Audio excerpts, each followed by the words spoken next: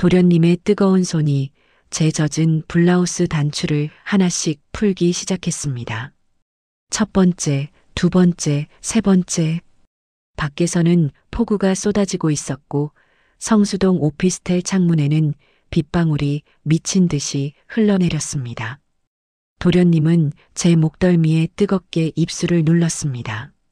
저는 본능적으로 고개를 뒤로 젖혔고 도련님의 품에 완전히 몸을 맡겼습니다. 형수님, 이제 형한테 돌아가지 마세요. 제 귀에 속삭이는 도련님의 목소리는 간절했습니다. 38살 젊은 남자의 목소리가 아니라 세상 무엇보다 저를 원하는 한 남자의 목소리였습니다. 저는 대답 대신 도련님의 목을 끌어안았습니다. 도련님은 저를 번쩍 안아 올려 침대로 향했습니다. 한강의 야경이 흐릿하게 보이는 창가, 하얀 침대 시트 위로 저는 조심스럽게 눕혀졌습니다. 도련님은 제 위로 천천히 몸을 숙였습니다. 젖은 블라우스가 완전히 벗겨졌고 도련님의 손이 제 허리를 감쌌습니다. 형수님, 사랑해요. 그 고백이 떨어지는 순간 저는 눈물이 핑 돌았습니다. 결혼 5년 동안 남편에게 단 한 번도 들어보지 못한 그 말을 38살 시동생에게 듣다니요. 저도요, 도련님. 저도 사랑해요. 제 고백에 도련님의 눈빛이 흔들렸습니다. 그리고 우리는 더 이상 참지 않았습니다. 빗소리가 모든 소리를 집어삼켰고 한강의 불빛이 우리를 감쌌습니다.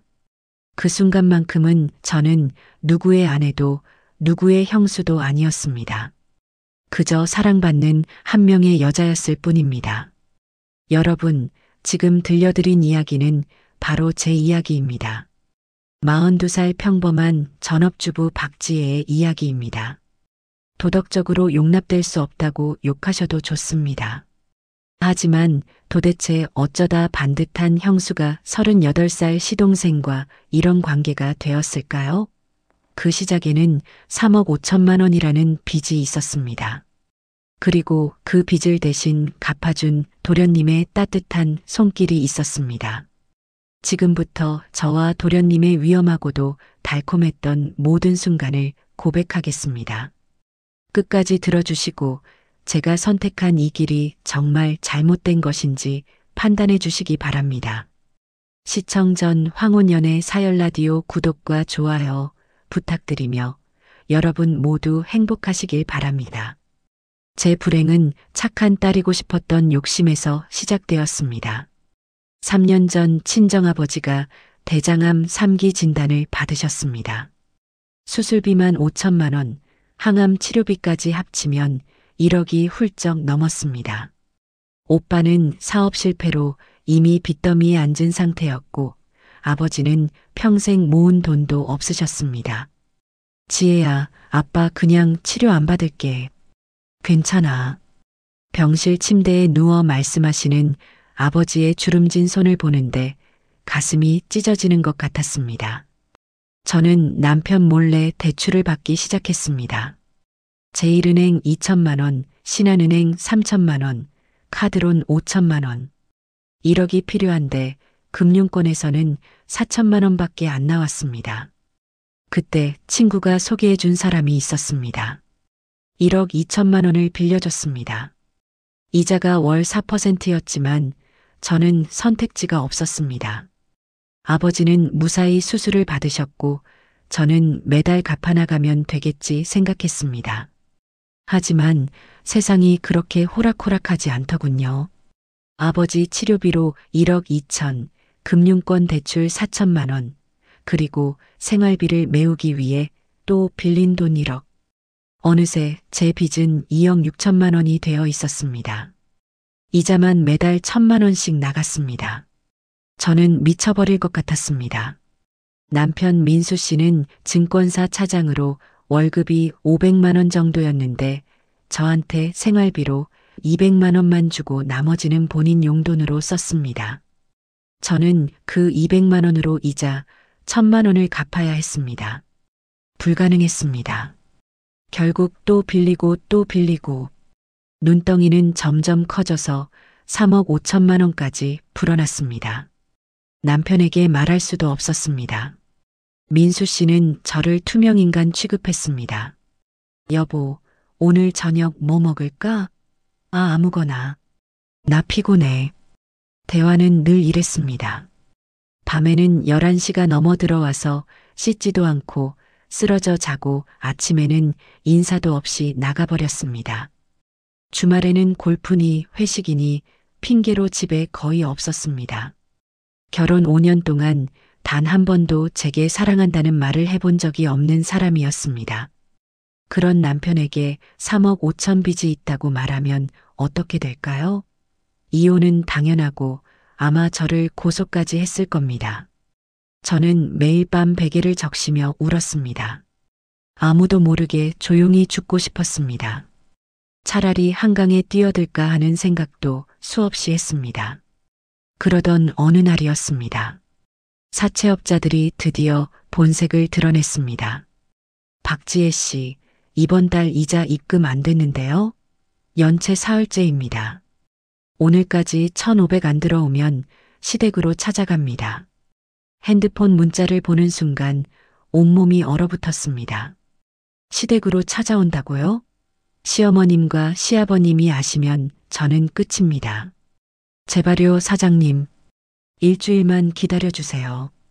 제가 어떻게든 만들어 올게요. 일주일? 웃기지 마세요. 오늘 저녁 6시까지 안 들어오면 지금 바로 올라갑니다. 분당 단독주택 맞죠? 주소 다 알아뒀어요. 전화가 끊겼습니다. 저는 거실 바닥에 주저앉아 숨을 쉴 수가 없었습니다. 오늘 저녁 6시, 지금이 오후 2시니까 4시간밖에 안 남았습니다. 1,500만 원을 4시간 안에 어떻게 만듭니까? 저는 손이 떨려 제대로 전화기도 잡을 수 없었습니다. 친구들에게 전화를 돌렸지만 다들 사정이 어렵다며 거절했습니다. 오빠는 이미 신용불량자였고 친정어머니는 아버지 병원비로 이미 집까지 팔아버린 상태였습니다. 저는 정말 막다른 길에 몰렸습니다. 차라리 죽는 게 나을까? 부엌 서랍을 열었을 때 과도가 보였습니다. 손을 뻗으려는 순간이었습니다. 띠링띠링 핸드폰이 울렸습니다. 화면에 뜬 이름을 보고 저는 멍해졌습니다. 강우진, 남편의 동생이자 저의 시동생인 도련님이었습니다. 왜 도련님이 이 시간에 전화를 했을까요? 저는 떨리는 손으로 전화를 받았습니다. 여보세요, 도련님? 형수님, 지금 시간 괜찮으세요? 잠깐 뵐 수 있을까요? 급한 일이 있어서요. 도련님의 목소리는 평소와 달리 심각했습니다. 저는 그 순간 알 수 없는 예감이 들었습니다. 강우진, 38살, 남편보다 7살 어린 시동생입니다. IT 스타트업을 운영하는 젊은 사업가이자 집안의 자랑이었습니다. 키가 180에 운동으로 다져진 몸, 단정한 이목구비에 짧은 머리. 말수는 적지만 눈빛만으로도 사람을 사로잡는 묘한 매력이 있는 사람이었습니다. 저는 결혼 초부터 도련님이 조금 부담스러웠습니다. 형수님, 오늘 머리 바꾸셨네요. 잘 어울리세요. 형수님, 이거 제주도 갔다 와서 샀는데 받아주세요. 늘 저를 세심하게 챙겨주시는 게 고마우면서도 어딘가 불편했습니다. 특히 도련님이 저를 바라보는 눈빛이 때때로 남자가 여자를 보는 눈빛 같아서 애써 외면하곤 했습니다. 하지만 제 착각이겠거니 했습니다. 저는 그저 평범한 형수일 뿐이니까요. 그날 저는 도련님과 집 근처 조용한 카페에서 만났습니다. 도련님은 평소처럼 검은색 터틀넥에 슬랙스를 입고 계셨습니다. 언제 봐도 세련된 분이셨습니다. 형수님, 커피 드세요. 도련님이 아메리카노를 건네주셨지만 저는 손을 떨어 잔을 제대로 잡을 수가 없었습니다. 컵이 덜컹거렸고 커피가 조금 흘렀습니다. 도련님의 표정이 굳어졌습니다. 형수님, 무슨 일 있으세요? 얼굴이 안 좋으신데. 아니에요, 도련님. 괜찮아요. 그냥 좀 피곤해서요. 저는 애써 웃으며 거짓말을 했습니다. 하지만 도련님은 제 눈을 똑바로 바라보셨습니다. 형수님, 저한테 거짓말하지 마세요. 지금 뭔가 심각한 일이 있으시죠? 그 말에 제 눈에서 눈물이 왈칵 쏟아졌습니다. 아니에요. 정말 아무것도 아니에요. 제발 묻지 말아주세요. 저는 손으로 얼굴을 가렸습니다. 카페 한가운데서 울음을 터뜨리고 말았습니다. 도련님은 재빨리 일어나 제 옆으로 오셨습니다. 그리고 조용히 제 어깨를 감싸셨습니다. 형수님, 울지 마세요. 제가 도와드릴게요. 무슨 일인지 말씀해 주세요. 도련님의 목소리는 따뜻했고 단단했습니다. 저는 그 순간 더 이상 참을 수가 없었습니다. 카페를 나와 도련님의 차에 탔습니다. 도련님은 한강 근처 조용한 곳으로 차를 몰았습니다. 엔진을 끄고 저를 기다려 주셨습니다. 저는 한참을 울다가 떨리는 목소리로 모든 걸 털어놨습니다. 친정아버지 병원비, 대출, 사채, 3억 5천만 원. 그리고 오늘 저녁 6시까지 1,500을 갚지 못하면 시댁으로 찾아온다는 협박까지. 모든 걸 말하고 나니 더 이상 숨길 게 없었습니다. 도련님은 말없이 제 이야기를 끝까지 들어주셨습니다. 그리고 핸드폰을 꺼내셨습니다. 계좌번호 알려주세요. 네. 뭐라고요? 그 사채업자 계좌번호요. 지금 당장 갚아드릴게요. 저는 제 귀를 의심했습니다. 지금 당장 갚아준다고요? 도련님, 무슨 말씀이세요? 1,500만 원이에요. 아니, 사실 원금까지 합치면 3억 5천만 원이에요. 도련님이 왜 그 돈을요? 알아요. 다 알아요, 형수님. 3억 5천 전부 제가 갚아드릴게요. 그러니까 계좌번호 주세요. 도련님의 목소리는 확고했습니다. 저는 멍하니 도련님을 바라봤습니다. 38살 청년이 3억 5천을 선뜻 갚아준다고 말하고 있었습니다. 도련님, 안 돼요. 그건 너무 큰 돈이에요. 제가 어떻게 갚아요? 형수님, 지금 그게 중요한 게 아니잖아요. 일단 저 인간들부터 정리하고 봐야죠. 계좌번호 주세요. 빨리요. 저는 떨리는 손으로 사채업자에게 전화를 걸었습니다. 계좌번호를 받아 도련님께 알려드렸습니다. 도련님은 바로 핸드폰 뱅킹 앱을 열었습니다. 그리고 3억 5천만 원을 입력하셨습니다. 잠깐만요, 형수님. 원금만 갚으면 되는 거죠? 추가 이자 같은 거 없죠? 네, 원금만 갚으면 끝이에요. 좋아요. 보내는 중입니다. 몇 초 후 송금 완료 알림이 떴습니다. 저는 그 화면을 보고 현실감이 사라졌습니다. 정말로 3억 5천만 원이 송금되었습니다. 제 인생을 짓누르던 그 거대한 빚이 단 몇 초 만에 사라진 겁니다. 저는 그 자리에서 오열했습니다. 도련님, 감사합니다. 정말 감사합니다. 제가 어떻게 이 은혜를 갚아야 할지. 저는 도련님의 손을 붙잡고 울었습니다. 도련님은 제 손을 꽉 쥐어주셨습니다. 형수님, 괜찮아요. 천천히 갚으시면 돼요. 이자 같은 거 없으니까 부담 갖지 마세요. 그냥 형수님이 웃으시는 게 저한테는 더 중요해요. 그 말을 듣는 순간 제 심장이 이상하게 뛰었습니다. 그날 밤 집으로 돌아와서도 저는 믿기지 않았습니다. 정말로 3억 5천이 사라졌습니다. 사채업자에게 확인 전화까지 왔습니다. 박지혜 씨, 입금 확인했습니다. 이제 우리 연 끊는 거예요. 다신 연락하지 마세요. 전화가 끊긴 후 저는 거실 소파에 주저앉아 한참을 멍하니 있었습니다. 살았다. 나 살았구나. 하지만 동시에 무거운 짐이 또 하나 생겼습니다. 도련님께 3억 5천을 빚진 것입니다. 그 돈을 언제 어떻게 갚아야 할까요? 남편 월급으로는 평생 걸려도 불가능합니다. 그리고 더 큰 문제는 이 비밀을 남편에게 어떻게 숨길 것인가였습니다. 지혜야, 나왔어. 밥은? 남편이 퇴근해서 들어왔습니다. 저는 후다닥 부엌으로 가서 저녁을 차렸습니다. 남편은 밥을 먹으면서도 핸드폰만 들여다봤습니다.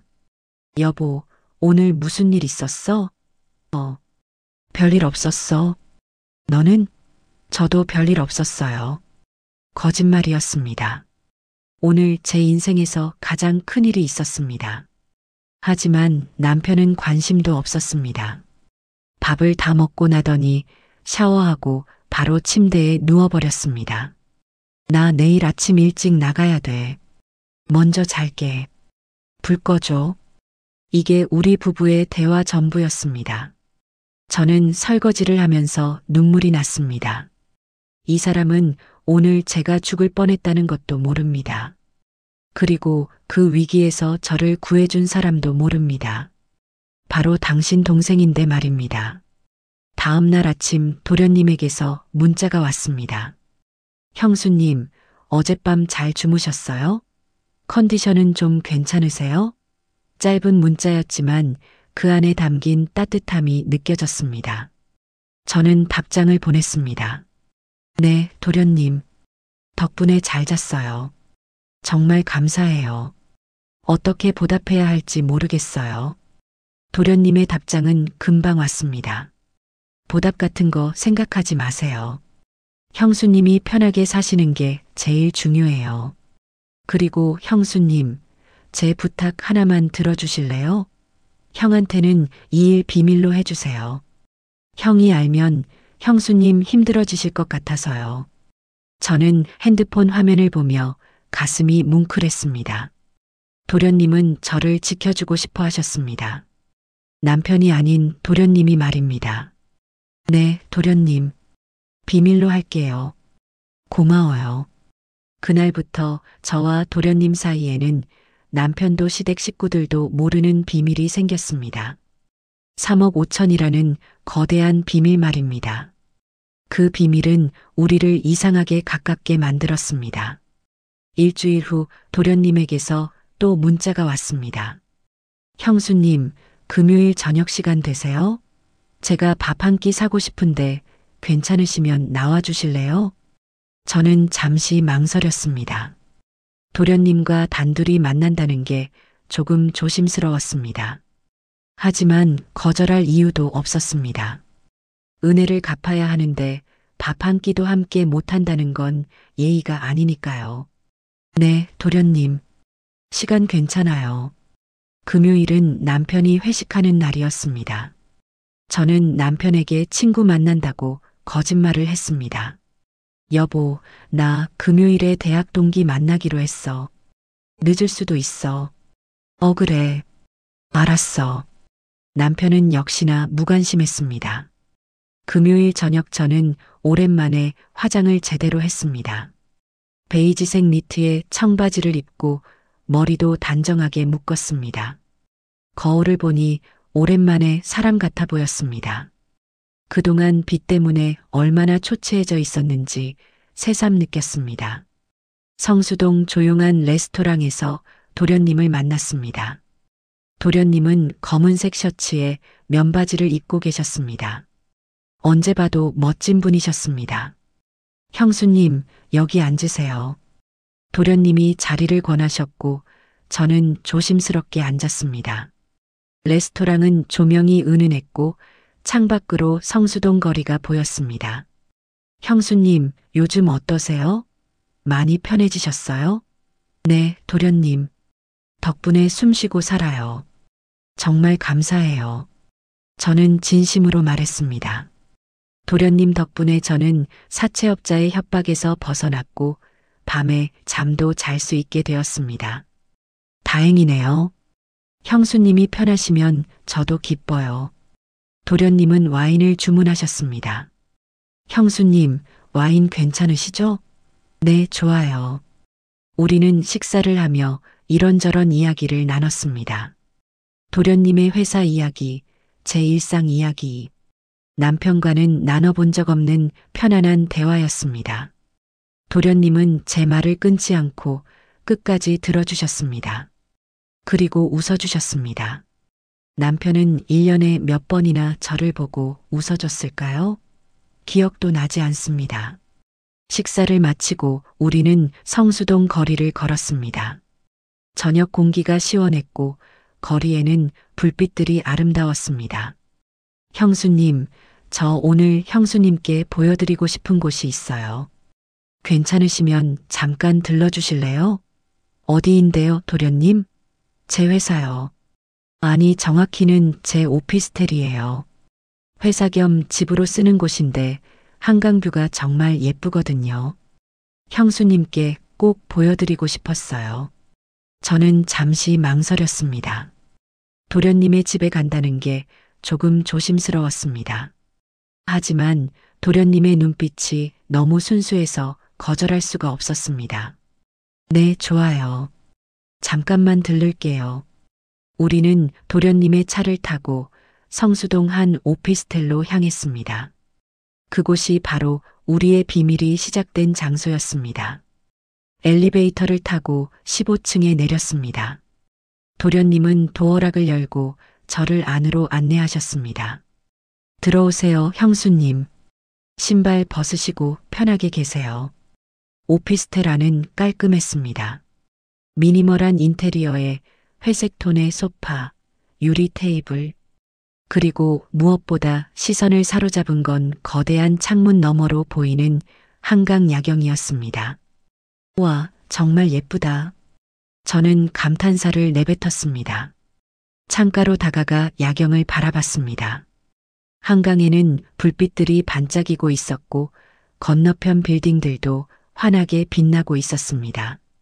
예쁘죠? 저도 처음 이 집 봤을 때 한눈에 반했어요.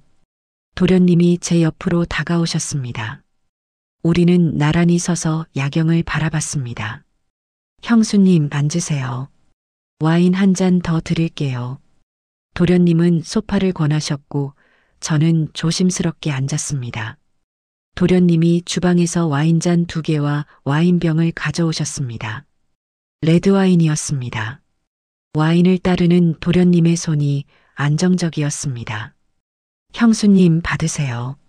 저는 와인잔을 받아들었습니다. 우리는 가볍게 잔을 부딪혔습니다. 건배, 건배.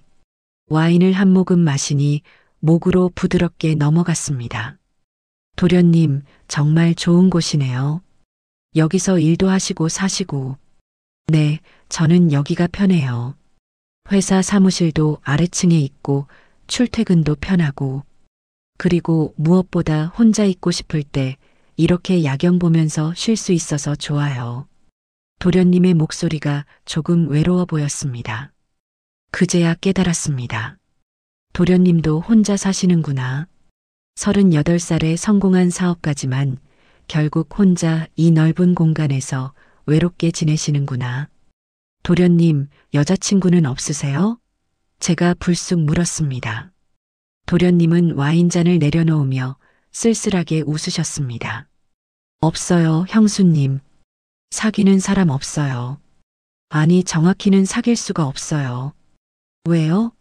도련님 같은 분이면 여자들이 줄을 설 텐데. 제가 좋아하는 사람이 따로 있거든요. 도련님의 목소리가 낮아졌습니다. 저는 괜히 물어본 것 같아 죄송했습니다. 아, 그러시구나.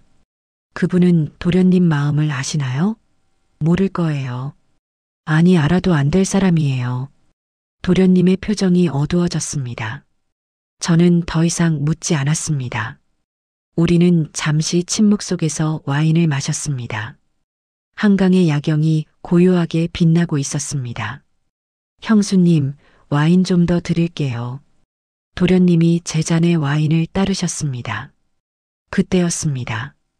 도련님의 손과 제 손이 살짝 스쳤습니다. 찌릿, 전기가 통하는 것 같았습니다. 저는 깜짝 놀라 손을 움츠렸습니다. 도련님도 놀란 듯 잠시 멈칫하셨습니다. 우리는 동시에 서로를 바라봤습니다. 그 짧은 순간 도련님의 눈빛이 제 눈을 사로잡았습니다. 그 눈빛은 남자가 여자를 보는 눈빛이었습니다.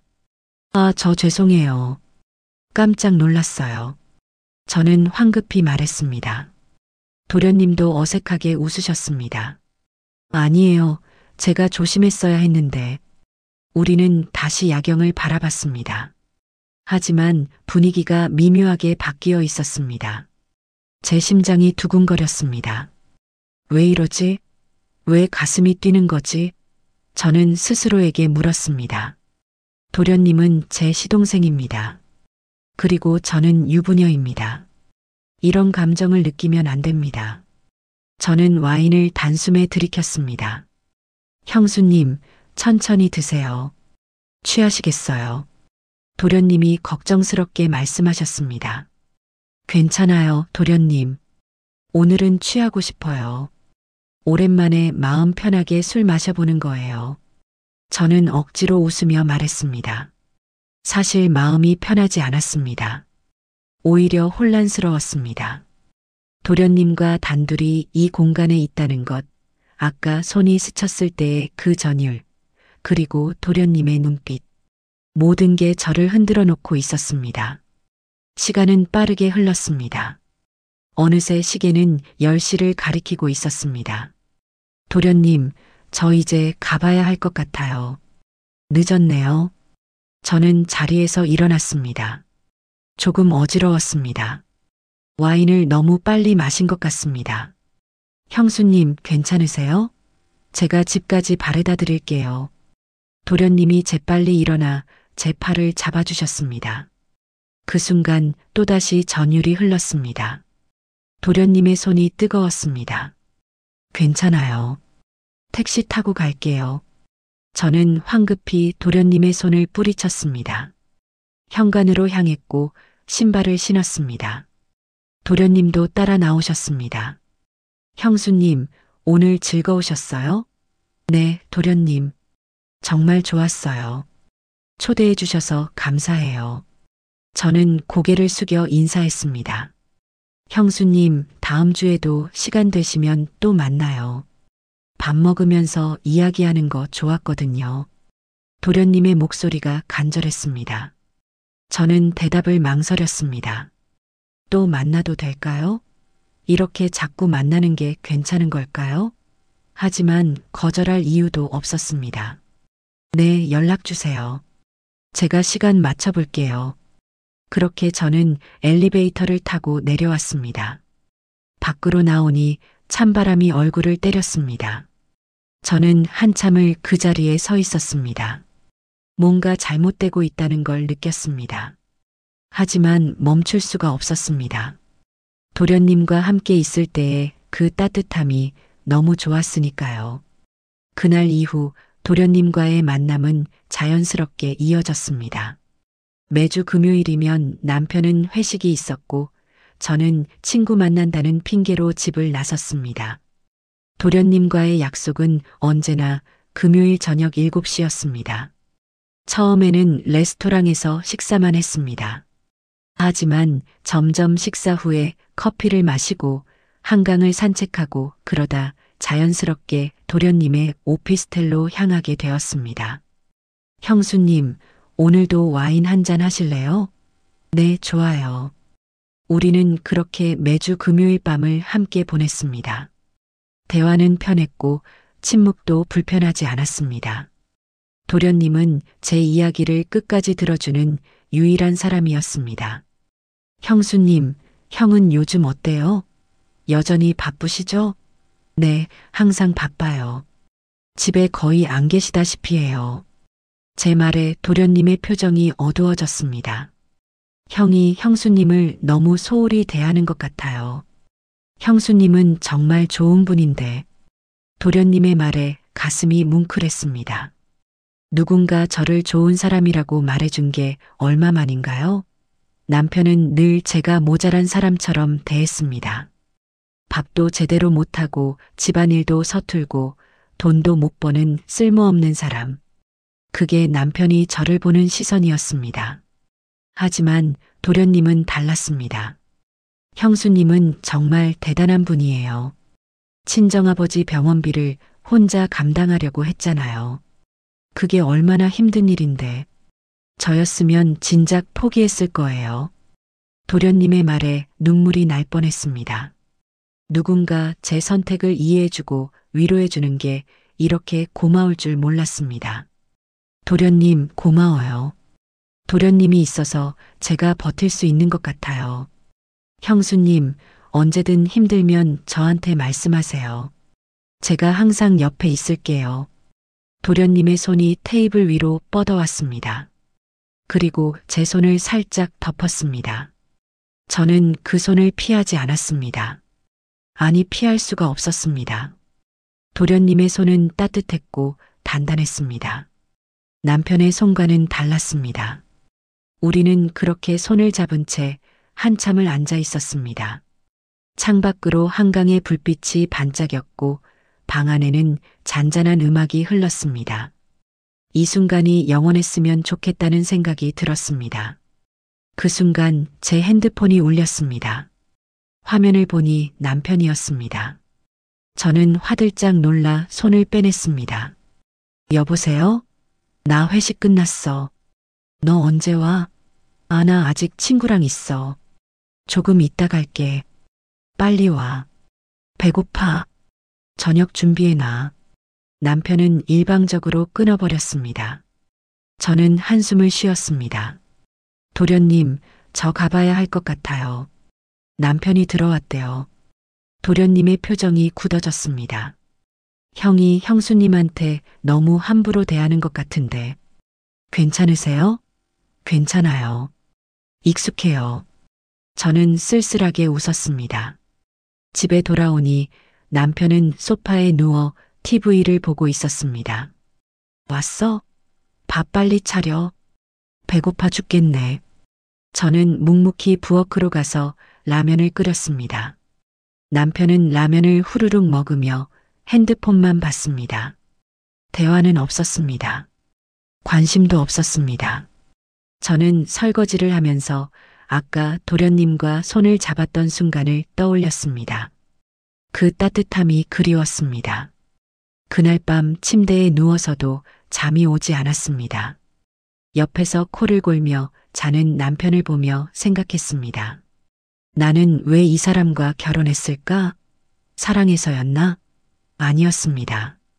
그저 나이가 차서 부모님이 권해서 그냥 결혼했을 뿐입니다. 사랑 같은 건 없었습니다. 그런데 이제 와서 도련님을 만나며 느끼는 이 감정은 뭘까요? 단순한 고마움일까요? 아니면 그 이상일까요? 저는 눈을 감았습니다. 생각하고 싶지 않았습니다. 다음 주 금요일도 어김없이 도련님과 만났습니다. 이번에는 성수동 작은 이탈리안 레스토랑이었습니다. 형수님, 여기 파스타 정말 맛있어요. 제가 자주 오는 곳이에요. 도련님은 늘 저를 위해 좋은 곳을 찾아주셨습니다.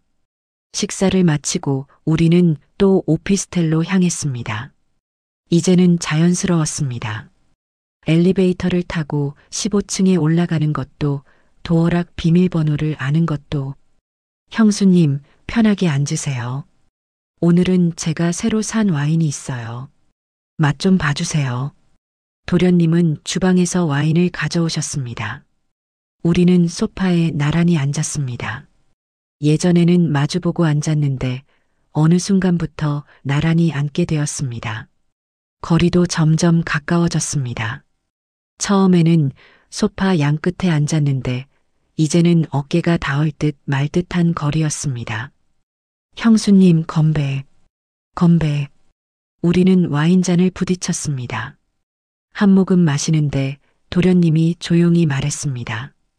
형수님, 저 오늘 하고 싶은 말이 있어요. 도련님의 목소리가 떨리고 있었습니다. 저는 심장이 두근거렸습니다. 무슨 말을 하려는 걸까요? 예감이 좋지 않았습니다. 네, 도련님. 말씀하세요. 저는 와인잔을 내려놓았습니다. 도련님도 잔을 내려놓고 저를 똑바로 바라보셨습니다. 그 눈빛이 진지했습니다. 형수님, 저 형수님 좋아합니다. 심장이 멈추는 것 같았습니다. 뭐라고요? 저 지금 형수님한테 고백하는 거예요. 저 형수님 좋아해요. 아니, 사랑해요. 결혼하시기 전부터 계속 좋아했어요.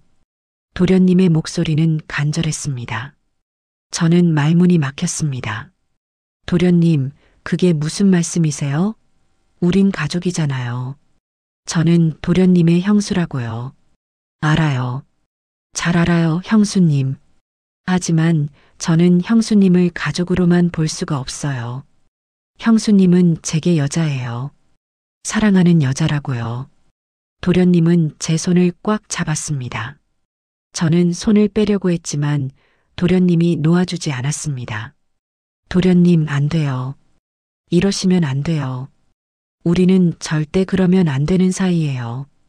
왜 안 돼요? 형이 형수님을 행복하게 해주나요? 형은 형수님이 빚 때문에 죽을 뻔했는데도 몰랐잖아요. 형은 형수님을 여자로 안 봐요. 그냥 가사도우미 정도로 생각하는 것 같아요. 도련님의 말이 제 가슴을 찔렀습니다. 사실이었으니까요. 남편은 저를 아내로 대우한 적이 없었습니다. 하지만 그렇다고 해서 도련님과 그러면 안 되는 거잖아요. 형수님, 저는 진심이에요. 형수님이 웃는 모습 보고 싶어요. 형수님이 행복했으면 좋겠어요. 그리고 그 행복을 제가 드리고 싶어요. 도련님의 눈에 눈물이 맺혔습니다. 38살 청년이 저를 보며 울고 있었습니다. 저도 눈물이 났습니다. 도련님, 고마워요. 정말 고마워요. 하지만 안 돼요. 저는 유부녀예요. 그리고 도련님은 제 남편의 동생이에요. 우리가 만약 그렇게 되면 모든 게 무너져요. 저는 일어서려고 했습니다. 하지만 도련님이 제 팔을 잡았습니다. 형수님, 도망가지 마세요. 형수님도 저랑 같은 마음 아니에요? 우리 매주 이렇게 만나잖아요. 손도 잡았잖아요. 형수님도 저를 편하게 느끼시잖아요. 도련님의 말이 맞았습니다. 저도 도련님을 좋아하고 있었습니다. 인정하기 싫었지만 사실이었습니다. 하지만 그래서는 안 됩니다. 도련님, 죄송해요. 저는 이러면 안 돼요. 저는 도련님의 손을 뿌리치고 일어났습니다. 현관으로 향했습니다. 도련님이 따라왔습니다. 형수님, 형수님. 저는 신발을 급하게 신고 문을 열었습니다. 도련님, 앞으로 연락하지 마세요. 저 더 이상 나올 수 없어요. 형수님, 저는 엘리베이터를 타고 내려왔습니다. 눈물이 멈추지 않았습니다. 도련님의 간절한 목소리가 귓가에 맴돌았습니다. 하지만 돌아갈 수 없었습니다. 저는 유부녀입니다. 도련님과 사랑에 빠지면 안 됩니다. 집으로 돌아오는 택시 안에서 저는 계속 울었습니다. 운전기사님이 걱정스러운 눈으로 백미러로 저를 보셨지만 아무 말도 하지 않으셨습니다. 집에 도착했을 때 남편은 이미 자고 있었습니다. 저는 조용히 침실로 들어가 침대 한쪽 구석에 누웠습니다. 남편과 저 사이에는 보이지 않는 거대한 벽이 있었습니다. 우리는 같은 침대를 쓰지만 완전히 다른 세계에 살고 있었습니다. 그날 밤 저는 새벽까지 잠을 이루지 못했습니다. 도련님 생각이 계속 났습니다. 형수님 좋아합니다. 그 목소리가 귓가를 맴돌았습니다. 다음 날부터 도련님에게서 연락이 오지 않았습니다. 저도 연락하지 않았습니다. 일주일이 지나고 2주일이 지났습니다. 금요일이 와도 저는 집에만 있었습니다. 남편은 여전히 회식을 갔고 저는 혼자 텔레비전을 봤습니다. 외로웠습니다. 도련님이 그리웠습니다. 3주째 되는 금요일이었습니다. 저는 소파에 앉아 멍하니 핸드폰을 보고 있었습니다. 도련님의 연락처를 계속 바라봤습니다. 전화를 걸까? 문자를 보낼까? 하지만 용기가 나지 않았습니다. 그때 핸드폰이 울렸습니다. 도련님이었습니다. 심장이 미친 듯이 뛰었습니다. 저는 떨리는 손으로 전화를 받았습니다. 여보세요? 형수님, 저예요. 오랜만이죠? 도련님의 목소리는 피곤해 보였습니다. 네, 도련님. 잘 지내셨어요? 아니요, 전혀요. 형수님 생각 때문에 잠도 못 자고 일도 손에 안 잡히고.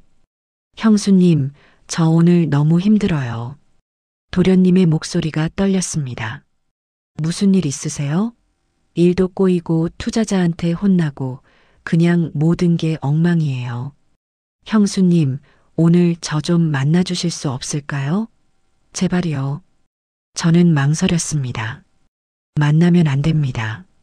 하지만 도련님이 힘들어하고 있었습니다. 도련님, 어디 계세요? 회사요. 오피스텔. 알겠어요. 제가 갈게요. 조금만 기다리세요. 저는 재킷을 걸치고 집을 나섰습니다. 남편은 역시나 회식이었습니다. 밖으로 나오니 날씨가 이상했습니다. 하늘이 먹구름으로 가득했고 바람이 세차게 불었습니다. 비가 올 것 같았습니다. 택시를 타고 성수동으로 향했습니다. 차창 밖으로 빗방울이 떨어지기 시작했습니다. 작은 빗방울이 점점 굵어졌습니다. 택시가 오피스텔 앞에 도착했을 때는 이미 폭우가 쏟아지고 있었습니다. 저는 우산도 없이 차에서 내렸습니다. 빌딩 입구까지 뛰어갔지만 이미 온몸이 흠뻑 젖었습니다. 엘리베이터를 타고 15층에 올라갔습니다. 거울에 비친 제 모습은 처참했습니다. 젖은 머리카락이 얼굴에 달라붙어 있었고 베이지색 블라우스는 비에 젖어 몸에 달라붙어 있었습니다. 도어락을 눌렀습니다. 문이 열렸습니다. 형수님, 도련님이 깜짝 놀라며 달려 나왔습니다. 형수님, 이렇게 비를 맞고 오시면 어떡해요? 도련님은 재빨리 욕실로 달려가 수건을 가져오셨습니다. 그리고 제 머리를 닦아주기 시작했습니다. 도련님의 손길이 조심스러웠고 따뜻했습니다. 저는 그 순간 눈물이 날 것 같았습니다. 남편은 한 번도 이렇게 저를 걱정해 준 적이 없었습니다. 도련님, 괜찮아요. 제가 할게요. 저는 수건을 받아들었습니다. 하지만 도련님은 놓아주지 않았습니다. 형수님, 감기 걸리시겠어요. 일단 샤워하세요. 제 옷 드릴게요. 아니요, 괜찮아요. 그냥 수건으로 닦으면 돼요. 안 돼요. 이러다 진짜 아프세요. 제발요, 형수님. 도련님의 목소리가 간절했습니다. 저는 결국 욕실로 향했습니다. 따뜻한 물이 몸을 적셨습니다. 긴장이 풀렸습니다. 샤워를 마치고 나오니 도련님이 문 앞에 깨끗한 티셔츠와 트레이닝복을 놓아두셨습니다. 저는 도련님의 옷을 입었습니다. 옷에서 도련님의 향기가 났습니다. 은은한 세제 향과 도련님만의 향기. 거실로 나오니 도련님이 소파에 앉아 계셨습니다. 창밖으로는 폭우가 쏟아지고 있었습니다. 천둥 소리가 요란했습니다. 형수님, 앉으세요. 와인 좀 드실래요? 몸 좀 녹이셔야 할 것 같아서. 네, 고마워요. 도련님은 와인을 따라주셨습니다. 우리는 나란히 앉아 창밖을 바라봤습니다. 한강도 보이지 않을 정도로 비가 세차게 내렸습니다. 도련님, 무슨 일 있으셨어요? 많이 힘드신 것 같던데. 도련님은 한숨을 쉬셨습니다. 회사 일도 꼬이고 투자자들이 압박하고 그냥 모든 게 버겁더라고요. 그런데 무엇보다 힘든 건 형수님이었어요. 도련님이 저를 바라보셨습니다. 3주 동안 형수님 못 본 게 제일 힘들었어요. 매일 밤 형수님 생각만 했어요. 형수님 목소리 듣고 싶고 얼굴 보고 싶고 미칠 것 같았어요.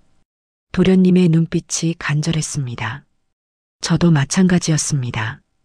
3주 동안 도련님 생각을 안 한 날이 없었습니다.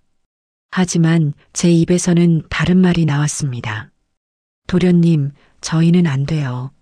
아까도 말씀드렸지만 우리는 가족이에요. 왜 자꾸 안 된다고 하세요? 형수님도 저를 좋아하시잖아요. 아니에요. 저는 그저 도련님이 고마워서 그런 거예요. 거짓말이에요. 형수님 눈빛 보면 알아요. 형수님도 저를 보는 눈빛이 달라요. 도련님이 제 손을 잡았습니다. 형수님, 솔직해지세요. 우리 서로 좋아하잖아요.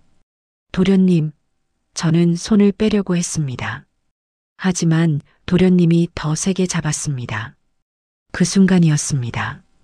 번쩍 번개가 치면서 건물 전체가 흔들렸습니다. 그리고 모든 불이 꺼졌습니다. 정전이었습니다. 깜깜한 어둠이 찾아왔습니다. 저는 비명을 지르며 본능적으로 도련님에게 매달렸습니다. 형수님, 괜찮아요. 제가 여기 있어요. 도련님의 팔이 저를 감싸 안았습니다. 어둠 속에서 도련님의 심장 소리가 들렸습니다. 빠르게 뛰고 있었습니다. 저도 마찬가지였습니다. 우리는 그렇게 한참을 꼭 껴안고 있었습니다. 도련님, 무서워요. 괜찮아요, 형수님. 제가 지켜드릴게요. 도련님의 목소리가 귓가에 속삭였습니다. 그 목소리가 저를 진정시켰습니다. 잠시 후 도련님이 저를 조심스럽게 소파에 앉히고 촛불을 켰습니다. 흔들리는 촛불이 방 안을 은은하게 밝혔습니다. 형수님, 이것밖에 없네요. 오늘은 이거 켜고 있어야 할 것 같아요. 괜찮아요. 고마워요, 도련님. 도련님이 제 옆에 앉으셨습니다. 촛불 아래에서 도련님의 얼굴이 더욱 또렷하게 보였습니다. 형수님, 와인 좀 더 드세요. 몸 떨리시잖아요. 네. 저는 와인잔을 받았습니다. 한 모금 마시니 목으로 따뜻하게 넘어갔습니다. 밖에서는 여전히 폭우가 쏟아지고 있었습니다. 우리는 말없이 와인을 마셨습니다. 침묵이 흘렀지만 불편하지 않았습니다. 오히려 편안했습니다. 얼마나 시간이 흘렀을까요? 도련님이 조용히 입을 열었습니다. 형수님, 저 정말 형수님 좋아해요. 또다시 같은 말이었습니다. 하지만 이번에는 거절할 수가 없었습니다. 왜냐하면 저도 같은 마음이었으니까요. 도련님, 저도요. 제 입에서 고백이 흘러나왔습니다. 저도 도련님 좋아해요. 많이요. 도련님의 눈빛이 흔들렸습니다. 정말이에요? 형수님도 저를요? 네. 부정할 수가 없어요. 3주 동안 계속 도련님 생각했어요. 도련님 없으니까 숨이 막히는 것 같았어요. 제 고백에 도련님의 눈에 눈물이 고였습니다. 그리고 천천히 제게 다가오셨습니다. 형수님, 키스해도 될까요? 제가 고개를 끄덕이는 순간 도련님의 입술이 제 입술을 덮쳤습니다. 도련님의 키스는 조심스러웠습니다. 마치 깨질까봐 두려운 듯 부드럽고 천천히 제 입술을 탐했습니다. 저는 눈을 감고 도련님을 받아들였습니다. 도련님의 손이 제 뺨을 감싸 안았습니다. 키스가 점점 깊어졌습니다. 도련님의 혀가 제 입술을 살짝 핥았고 저는 자연스럽게 입을 열었습니다. 우리의 혀가 얽혔습니다. 달콤한 와인 맛과 도련님의 침이 섞였습니다. 숨이 막힐 정도로 길고 뜨거운 키스였습니다. 입술이 떨어졌을 때 우리는 거친 숨을 몰아쉬었습니다. 도련님의 이마가 제 이마에 닿았습니다. 형수님, 사랑해요. 저도요, 도련님. 저도 사랑해요. 우리는 다시 한번 키스했습니다. 이번에는 더 격렬했습니다. 도련님의 손이 제 허리를 감쌌고 저를 자신의 무릎 위로 끌어당겼습니다. 저는 도련님의 무릎에 앉아 목에 팔을 감았습니다. 도련님의 입술이 제 목덜미로 내려왔습니다.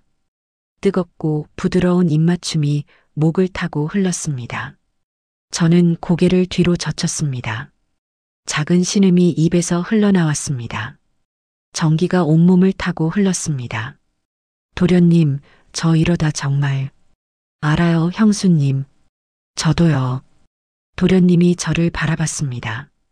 촛불에 비친 도련님의 눈동자가 흔들리고 있었습니다. 형수님, 후회 안 하시죠? 후회 안 해요. 전혀요. 제가 대답하는 순간 도련님이 저를 번쩍 안아 올렸습니다. 저는 본능적으로 도련님의 허리에 다리를 감았습니다. 도련님은 저를 안은 채 침실로 향했습니다.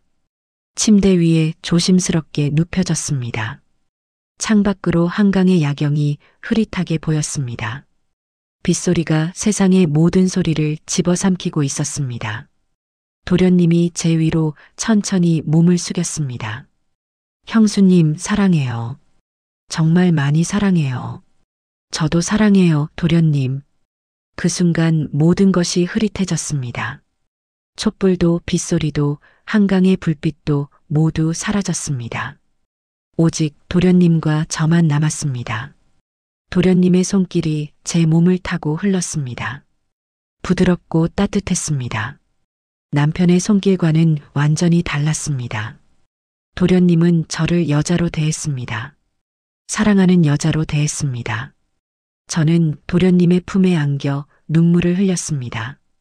행복해서 나온 눈물이었습니다. 형수님, 왜 울어요? 괜찮으세요? 괜찮아요. 너무 행복해서 그래요. 도련님 덕분에 제가 다시 살아있는 것 같아요.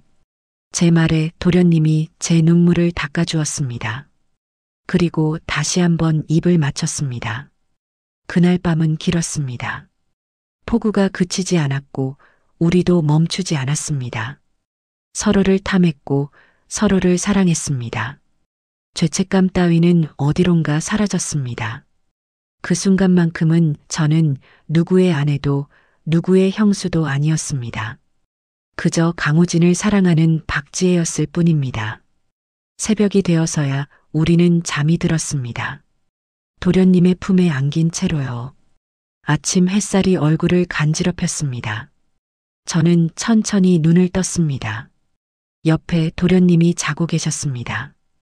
평화로운 얼굴이었습니다. 저는 도련님의 얼굴을 가만히 바라봤습니다. 이 사람을 사랑하게 되었구나. 인정할 수밖에 없었습니다. 저는 도련님을 사랑하고 있었습니다. 남편이 아닌 시동생을요. 도련님이 눈을 떴습니다. 그리고 저를 보고 미소 지었습니다. 형수님, 잘 주무셨어요? 네, 도련님. 오랜만에 푹 잤어요. 우리는 서로를 보며 웃었습니다. 어색하지 않았습니다. 오히려 자연스러웠습니다. 도련님이 저를 끌어안았습니다. 형수님, 후회하지 않으시죠? 네, 전혀요. 도련님은요? 저도요. 평생 후회 안 할 거예요. 우리는 다시 한번 키스했습니다. 아침의 키스는 밤의 키스와 달리 부드럽고 달콤했습니다. 형수님, 배고프시죠? 제가 아침 만들어 드릴게요. 도련님이 일어나 주방으로 향했습니다. 저는 침대에 누워 천장을 바라봤습니다. 이제 어떻게 해야 할까요? 남편에게 돌아가야 합니다. 하지만 이제는 예전으로 돌아갈 수 없을 것 같았습니다. 도련님을 알아버렸으니까요. 형수님, 커피 드세요. 도련님이 커피를 들고 왔습니다. 저는 일어나 커피를 받았습니다. 고마워요, 도련님. 우리는 침대에 나란히 앉아 커피를 마셨습니다. 창밖으로 아침 햇살이 한강을 비추고 있었습니다. 어젯밤의 폭우는 거짓말처럼 사라지고 맑은 하늘이 펼쳐져 있었습니다. 그날 이후 저와 도련님의 관계는 완전히 바뀌었습니다. 우리는 매주 금요일마다 만났습니다. 그리고 사랑을 나눴습니다. 죄책감이 없었다면 거짓말이겠죠. 하지만 도련님과 함께 있을 때의 행복이 죄책감보다 컸습니다. 남편은 여전히 저에게 무관심했습니다. 회식, 야근, 주말 골프, 집에 있는 시간보다 밖에 있는 시간이 더 많았습니다. 저는 그게 오히려 다행이라고 생각했습니다. 남편이 무관심해서 제가 도련님을 만날 수 있으니까요. 지혜야, 나 오늘도 회식이야. 저녁 차려놓지 마. 네, 알았어. 남편이 나가는 걸 확인하고 저는 샤워를 했습니다. 그리고 예쁜 원피스를 입었습니다. 도련님이 좋아하는 베이지색이었습니다. 거울을 보니 오랜만에 생기 있는 얼굴이었습니다. 사랑받는 여자의 얼굴이었습니다. 성수동 오피스텔로 향했습니다. 이제는 제 두 번째 집 같았습니다. 엘리베이터에서 내려 도어락을 눌렀습니다. 문이 열렸고 도련님이 서 계셨습니다. 형수님 오셨어요? 보고 싶었어요. 저도요, 도련님. 우리는 현관에서 바로 포옹했습니다. 그리고 키스했습니다. 일주일 동안 참았던 그리움을 한 번에 쏟아냈습니다. 형수님, 오늘 저녁 제가 요리했어요. 형수님 좋아하시는 파스타요. 도련님은 주방으로 저를 안내했습니다. 테이블 위에는 파스타와 샐러드, 그리고 와인이 준비되어 있었습니다. 촛불까지 켜져 있었습니다. 도련님, 이거 다 준비하신 거예요? 네, 형수님한테 맛있는 거 해드리고 싶었어요. 제 가슴이 뭉클했습니다. 남편은 결혼 5년 동안 저를 위해 요리를 한 적이 단 한 번도 없었습니다. 하지만 도련님은 저를 위해 직접 요리를 했습니다. 우리는 저녁을 먹으며 이런저런 이야기를 나눴습니다. 도련님의 회사 이야기, 제 일상 이야기, 남편과는 나눠본 적 없는 깊은 대화였습니다. 식사를 마치고 우리는 소파에 앉았습니다. 와인을 마시며 한강 야경을 바라봤습니다. 도련님의 손이 제 손을 잡았습니다. 형수님, 행복하세요? 네, 너무 행복해요. 도련님 덕분이에요. 저도요, 형수님. 형수님만 있으면 세상 부러울 게 없어요. 우리는 서로를 바라보며 미소 지었습니다. 그리고 키스했습니다. 키스가 점점 깊어졌고 우리는 자연스럽게 침실로 향했습니다. 그날 밤도 우리는 서로를 사랑했습니다. 하지만 우리는 몰랐습니다. 곧 위기가 찾아올 거라는 걸요. 이틀 후 월요일이었습니다. 저는 집에서 청소를 하고 있었습니다. 남편은 회사에 갔고 저는 혼자였습니다. 그때 남편에게서 전화가 왔습니다. 여보세요? 지혜야, 나 오늘 회식 취소됐어. 일찍 들어갈게. 그리고 우진이 요즘 어떻게 지내나 궁금해서 회사 좀 들렀다 가려고. 같이 저녁 먹자고 할게. 뭐라고요? 도련님 회사요? 응, 우진이 성수동에 있잖아. 근처인데 들를까 해. 왜? 이상해? 아니요. 좋죠. 저는 억지로 대답했습니다. 하지만 심장이 미친 듯이 뛰었습니다. 오늘이 무슨 요일이죠? 월요일. 도련님은 보통 월요일에 늦게까지 회사에 계십니다. 설마 저도 거기 있는 건 아니겠죠? 하지만 만약에 혹시라도 저는 황급히 도련님에게 전화를 걸었습니다. 여보세요? 형수님, 무슨 일이세요? 도련님, 지금 어디세요? 회사요. 오피스텔에 있어요. 왜요? 큰일 났어요. 우리 남편이 지금 도련님 회사로 간대요. 같이 저녁 먹자고 할 거래요. 뭐라고요? 형이요? 네, 빨리 나가세요. 혹시 모르니까 오피스텔 정리하시고요. 알겠습니다, 형수님. 제가 형한테 연락해 볼게요. 전화가 끊겼습니다. 저는 가슴을 쓸어내렸습니다. 다행히 제가 거기 있는 건 아니었습니다. 하지만 혹시 모릅니다. 제 물건이 남아있을 수도 있으니까요. 10분 후 남편에게서 전화가 왔습니다. 지혜야, 우진이가 오늘 미팅 있대. 저녁 약속 다음에 하기로 했어. 나 그냥 바로 집 갈게. 저녁 준비해놔. 네, 알았어. 저는 안도의 한숨을 쉬었습니다. 위기를 넘겼습니다. 저녁 남편이 집에 돌아왔습니다. 밥 먹으면서도 핸드폰만 봤습니다. 대화는 없었습니다.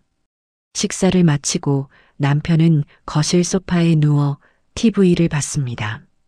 저는 설거지를 하며 도련님을 생각했습니다. 오늘 정말 위험했습니다. 만약 제가 오피스텔에 있었다면 상상만 해도 끔찍했습니다.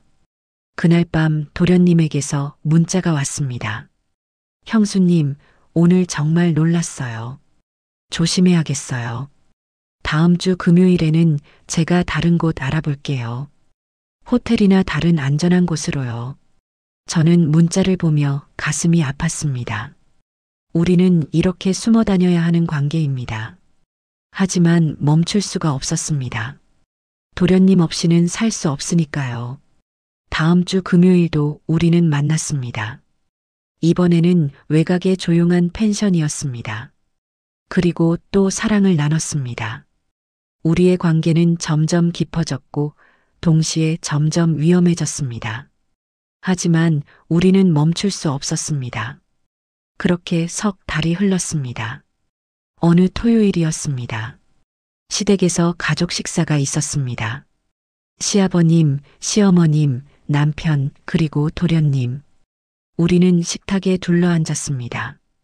우진아, 요즘 회사는 잘 되고 있니? 시아버님이 물으셨습니다. 네, 아버지. 잘 되고 있어요. 민수야, 너도 요즘 일이 많다며? 승진 소식은 언제 들려주려고? 네, 아버지. 열심히 하고 있습니다. 대화는 평범했습니다. 하지만 식탁 아래는 달랐습니다. 도련님의 발이 제 발을 살짝 건드렸습니다. 저도 가만히 발을 움직여 도련님의 발에 닿았습니다. 우리는 식탁 위에서는 아무렇지 않은 척했지만 식탁 아래에서는 은밀하게 연결되어 있었습니다. 지혜야, 국 좀 더 줘. 남편이 말했습니다. 네. 저는 국을 떠서 남편에게 건넸습니다. 그 순간 도련님과 눈이 마주쳤습니다. 도련님이 살짝 미소 지었습니다. 저도 미소로 답했습니다. 우리만 아는 비밀의 미소였습니다. 식사를 마치고 집으로 돌아오는 차 안에서 남편이 말했습니다. 우진이 요즘 표정이 밝더라. 여자 생긴 거 아니냐? 저는 순간 심장이 덜컥했습니다. 글쎄요. 모르겠는데요. 그래도 좋은 일이네. 우진이도 이제 결혼할 나이인데. 남편은 아무것도 몰랐습니다. 동생의 여자가 바로 자기 아내라는 걸요. 저는 창밖을 보며 생각했습니다. 우리는 언제까지 이렇게 살 수 있을까? 언젠가는 들킬까? 하지만 두렵지 않았습니다. 도련님과 함께라면 어떤 일이 일어나도 괜찮을 것 같았습니다. 그날 밤 도련님에게서 문자가 왔습니다. 형수님, 오늘 뵈니까 너무 좋았어요. 하지만 형 앞에서는 아무렇지 않은 척 해야 해서 힘들었어요. 빨리 금요일이 왔으면 좋겠어요. 저도요, 도련님. 빨리 보고 싶어요. 사랑해요. 저도 사랑해요, 형수님. 평생 사랑할게요. 저는 문자를 보며 미소 지었습니다. 그리고 조용히 중얼거렸습니다. 저도요, 도련님. 저도 평생 사랑할게요. 여러분, 제 이야기는 여기까지입니다. 3억 5천의 빚으로 시작된 관계가 어떻게 사랑으로 바뀌었는지 보셨나요? 저는 지금도 도련님을 만나고 있습니다. 남편 몰래요. 이게 옳은 선택인지는 모르겠습니다. 하지만 후회는 하지 않습니다. 저는 비로소 살아있음을 느끼니까요. 황혼연의 사열라디오 구독과 좋아요 부탁드립니다.